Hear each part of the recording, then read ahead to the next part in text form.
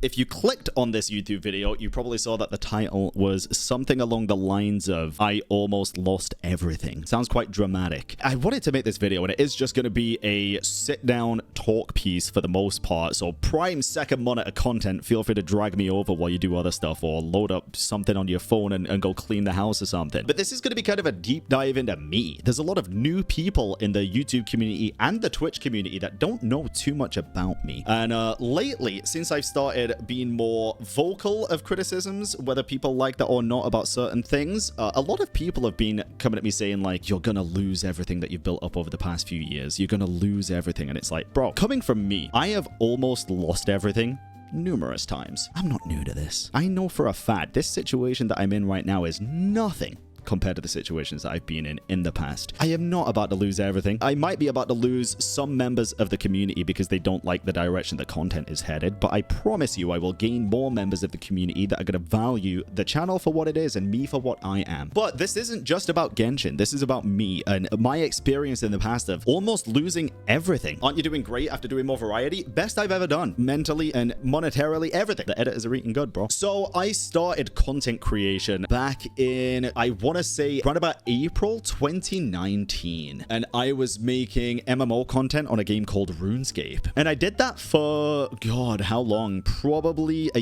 year and a half, maybe. It was a good while. I think it was about that, maybe even 2 years. I stopped playing RuneScape, and I wasn't doing content creation full-time at that point. I had a full-time job. When that period of my life ended, I didn't really know what to do. I was still working full-time. I was making content still. I was kind of lost. And at that point, I felt like I'd lost everything. But obviously I hadn't. I still had a job. I still had family. I still had friends. Still had everything. Content creation was going okay. And when I say content creation, I was just a Twitch streamer. I didn't do YouTube. I didn't do none of what I'm doing now. And what happened was COVID, actually. COVID happened a couple of years later, 2020/2021, and it kind of threw a nail in the coffin to certain aspects of my life. What had happened from beginning to end here is basically I was still streaming on Twitch at that point, at the start of COVID, to an average viewership of about 40 to 60, I would say, playing variety, typically horror and some other stuff. And what happened from then, my dad actually got evicted from his house. I lost my job because of COVID.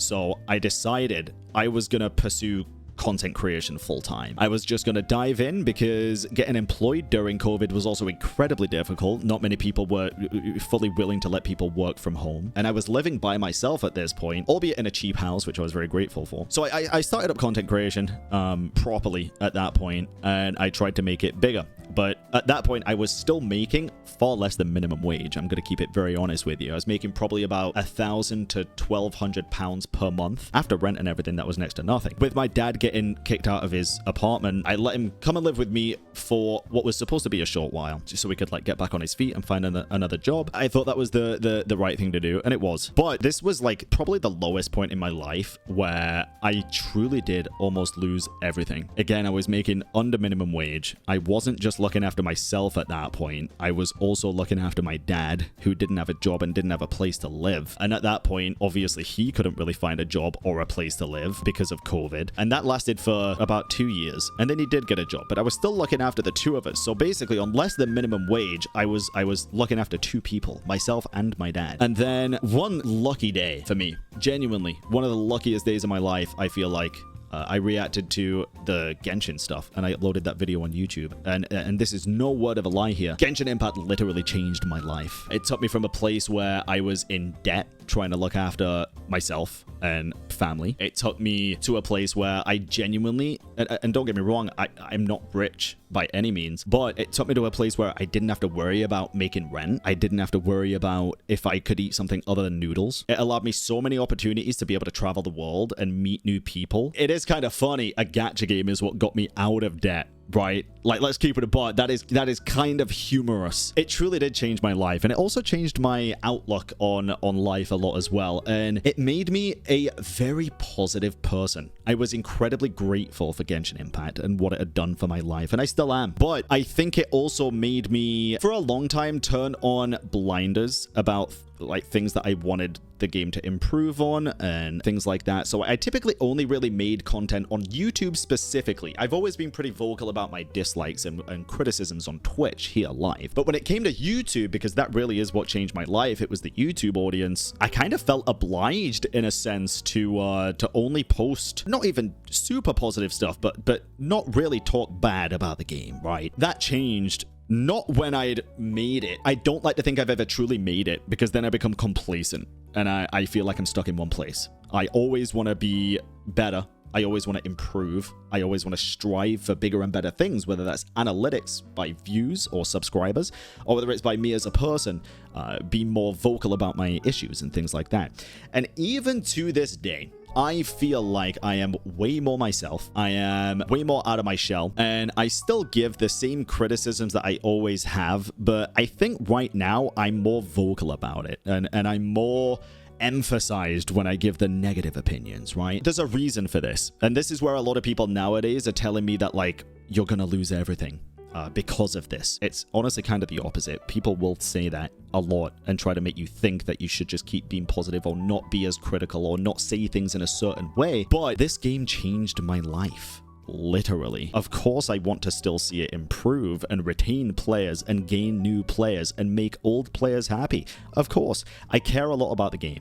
I care a lot about the story. I care a lot about the lore, as much as a lot of people don't think I do, because I don't want to read a 3-page essay all the time. So yeah, one thing that a lot of people keep bringing up, and I think this is a very fair point, by the way, a lot of people keep saying ever since Woo War came out or started doing good, specifically, ever since Woo War started doing good, I've been more obnoxious about my criticisms. And I'll be honest, that's true. But do you know why that is? The reason is because Genshin Impact pre-Woo War never had any serious competition, so I never had anything to kind of compare it to. I don't even like comparing the two games that much, but it's kind of difficult to avoid for myself and a lot of other players when you're playing both games at the same time and you see one game that is newer and has overall less funds making so many fast improvements at such a rapid rate, and then the other game still making improvements but not at that same rate or even close to it. In a lot of people's opinions, you can disagree, that's fine, but I'm still entitled to my own opinion, and I think a lot of the people here at chat and in the YouTube comments would probably agree with that. So now that we finally have something to compare it to, yeah, it kind of makes the good, the bad, and the ugly stand out far more. Again,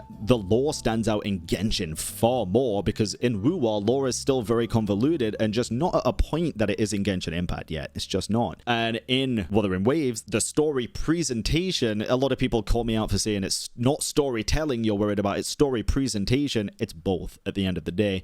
If you look at the definitions of both storytelling and presentation, what I'm about to say, it kind of falls under both of those things. So you can be pedantic about which one it is. It doesn't really matter. Call it whichever one makes sense to you, right? If you look at Woo War, the amount of cutscenes, the quality of the cutscenes, the amount of animated expressions in the game, and the dynamic camera angles and things like that really do add another layer to the gameplay experience, to the story presentation at that point, right? But I do think Woo War's quests feel more fun to play right now.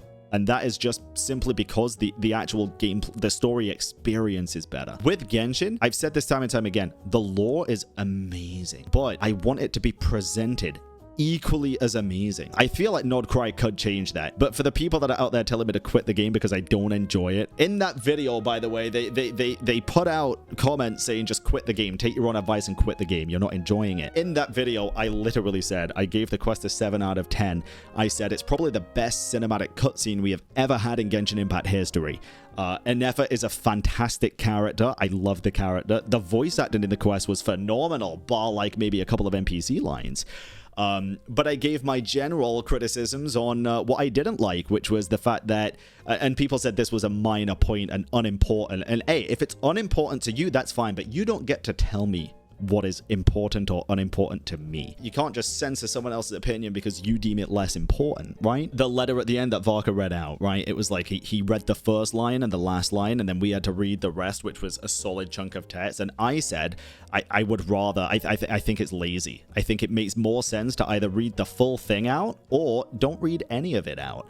And I stand by that. Whether you agree or not, it's not my problem. It's really not. You can give your reasons why you disagree, and people have, and it's fine. Like, I'm not trying to make everybody agree with me. I'm just giving out my frustrations and my criticisms on what I'd want to see improved. And again, with Not Cry, I feel like it will improve. I really, really do. I have hope. I have faith, and we'll see if that is misplaced faith or not very, very soon, right? Very, very soon. The other problems were things that I've repeated numerous times, and people are like, well, give us examples. Like, you can't just say you want this to be done better without giving examples. But it's typically things like, I want characters to have more expression on their faces, and then people are like, oh, but that's been happening since 5.0. You're right. It has been improving. Again, just not at a rate that I would expect it to.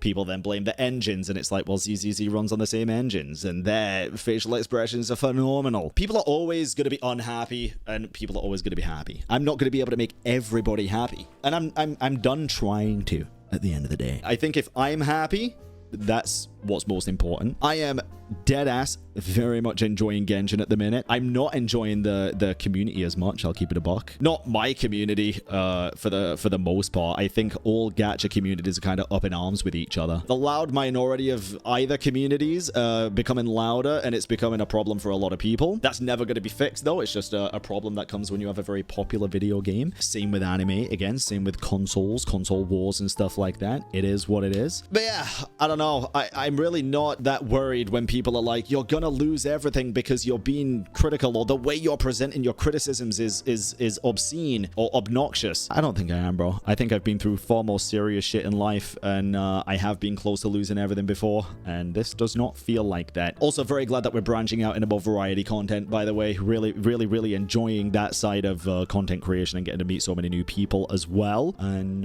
yeah, if you like the content, I highly urge that you subscribe. We're up over 15,000 subscribers this month. The most subscribers in a month I've I want to say ever had. Definitely the most this year by far. Welcome to all the new people. I appreciate you guys a lot, and I appreciate all the old folk as well that have been, you know, here for 4 years, bro. Like, I really don't feel like I'm losing the core community here by voicing my concerns more. I feel like I'm losing a few people that don't like the way I portray my concerns, or just don't like their favorite thing being criticized. Like, and I'm sure there's people in between that as well. I appreciate you guys. If people want to leave because of that, then it's not an airport. You can just unsubscribe and leave if you want. It's not that deep. I won't take offense. You're fine. I'm not holding you here against your will. I think it's about time a video like this gets made, and yeah, I appreciate you guys. Can we eat them? Well, I don't know about that one, Chief. That one's a bit of a weird one.